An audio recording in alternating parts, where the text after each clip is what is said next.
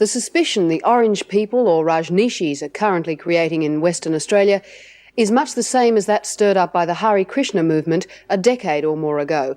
Yet today, not only are the Hare Krishnas accepted, they're actually being depended upon for their aid work in such places as Sydney's King's Cross, where they give 1,000 meals a week to down-and-out residents. The shuffling feet are reminiscent of the 30s, but the background music is no longer "Buddy, can you spare a dime?" Hare Krishna, Hare Krishna, Krishna Krishna, Hare Hare. This is a modern-day soup kitchen in Sydney's King's Cross, and just part of the charity distributed daily by the Hare Krishna movement around the world. Although the derelicts, the drug addicts and the homeless are the main recipients of Hare Krishna welfare, up the stairs of their King's Cross temple, a dining room equal to any upmarket restaurant. The food is still free, but the atmosphere is designed to tempt a better class of clientele. Amongst the diners this night, the Reverend Ted Noffs, whose wayside chapel just down the road has struggled to bring religion against the tide to the godless King's Cross for a generation. Hare Krishnas, in a way, I think in the 21st century will fulfil the role that Salvation Army fulfilled, say, in the 18th and 19th centuries. But all those meals cost money. Where does it come from? Yeah, well, God is signing the checks. He may not personally sign them, but through different means, he's making so much wealth available for these purposes. The Krishna devotees say they have the resources to serve an infinite number of meals, and whatever the demand, they'll stretch to meet it. David McLaughlin for 7 National News. Mr Yabsley, as a politician, what do you think of the work that the Hare Krishnas do here in King's Cross, your electorate? In terms of meeting the physical needs of many people in the King's Cross area, I think the work that they are doing is marvellous, particularly in view of the fact that there is total independence from government and absolutely no desire to develop any dependence upon government.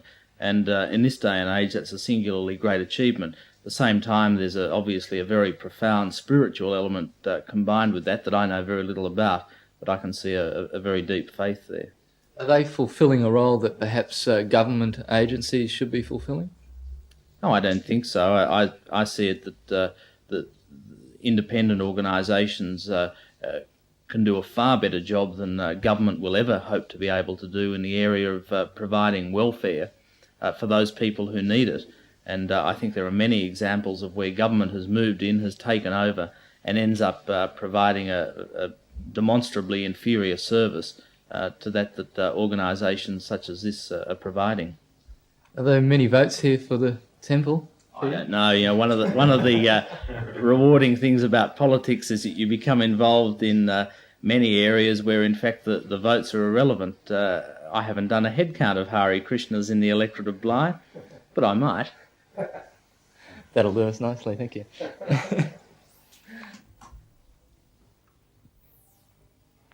All right. Okay. Pratapana, is there a philosophy behind the meal distribution service? Well, Srila Prabhupada, the founder of the Hare Krishna movement, he said that no one should go hungry within a radius of 10 miles from the temple. So that's always been a very important instruction as far as we're concerned. And therefore we like to make public as far as possible that we have this program, so that if there's anybody out there that is hungry or that wants to have a meal, we want to make them aware that we have this service. So we'd like to see that everybody within a 10-mile radius of the temple has a full belly. That's a general philosophy. Is there a particular need in this area of King's Cross? Well, we're in King's Cross not so much because it's the best place to prosecute spiritual life, but we've come here because we see that King's Cross actually is the place, this area is the place which really needs it most. In what ways? Well, we find here that the suffering is most intense, that people in the King's Cross area, in this inner city area, are actually suffering more than perhaps anywhere else in Sydney. And people here are much more anxiety. Sinful life here is much more intense. So therefore, we come right to the root of the problem. Each night you have a queue of people waiting to be served with meals. How many of those people become devotees of Krishna? Well, it's not really a proselytizing, move. Very, very few would actually take to the Krishna conscious way of life. Very few. You don't push consciously the religion as people come to this? No, people that come here, they don't feel any pushing at all from our side. We're providing a service, and on the other hand, we're not trying to proselytize or trying to influence people to accept our philosophy. They can take it or they can leave it. It's there, they can see it, but it's up to the individual. But we, for our part, we don't push upon the public, our way of life. So they come and they take, and then they can leave, or if they like, they can stay. How can you afford to do that, to give without getting anything in return in the way of devotion? Well, God is not a poor man. So we're feeding, say, every day 300 to 500 people here. But actually, we could feed 30,000 people here. Maybe not here, but we could take over the Hyatt Hotel and we could feed them there. But as the need is there, we can supply. God is unlimitedly wealthy. And therefore, we can, if there's, what's 300, 500 people? That is nothing. We can feed the whole of Sydney if they want to come. What about the money aspect, though? You have to find the physical need to buy the food or to get the food from somewhere to pay for all of that. Yeah, well, God is signing the checks. He may not personally sign them, but through different means, He's making so much wealth available for these purposes. So we're taking that wealth and we're distributing it to the people. Wealth is meant for that. It's meant to actually be taken and given back, once again, in the form of so many different benefits to the people. That'll do us nicely. Thank you. Hey, that was a beautiful song. Okay, fair enough.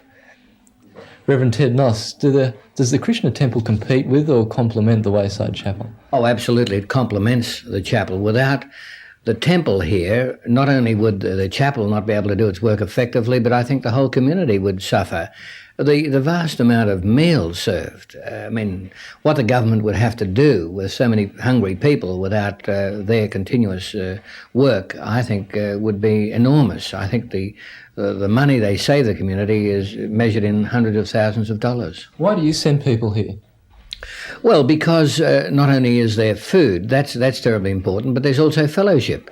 And it's given in a charitable and in a friendly way. It's not like a dole queue, and it's not like a handout from some kind of government agency, which is often impersonal, doesn't have any feeling to it. And I think spiritual centres like the Hare Krishna Centre are invaluable, not only invaluable, I think absolutely necessary to deal with a kind of harshness in our society today. What was seen is very different from a Salvation Army soup kitchen. Well, actually, you've hit the nail on the head. In a way, the Hare Krishnas are the updating of the Salvation Army. You see, the music is a factor of their whole presentation. The uniform or the way they dress is in a kind of a uniform.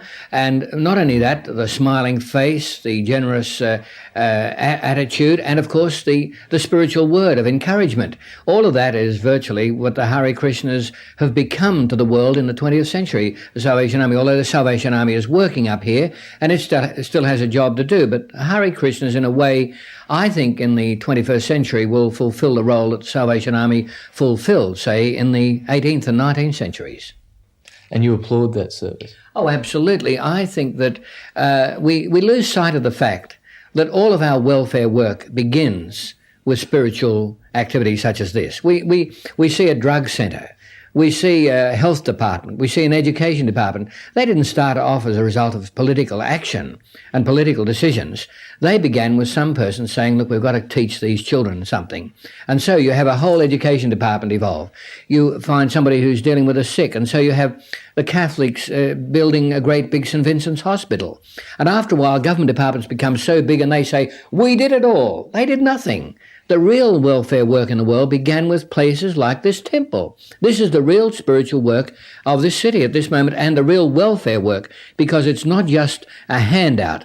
It's a handout with something else, human compassion, and it gives welfare a human face. That'll do us nicely.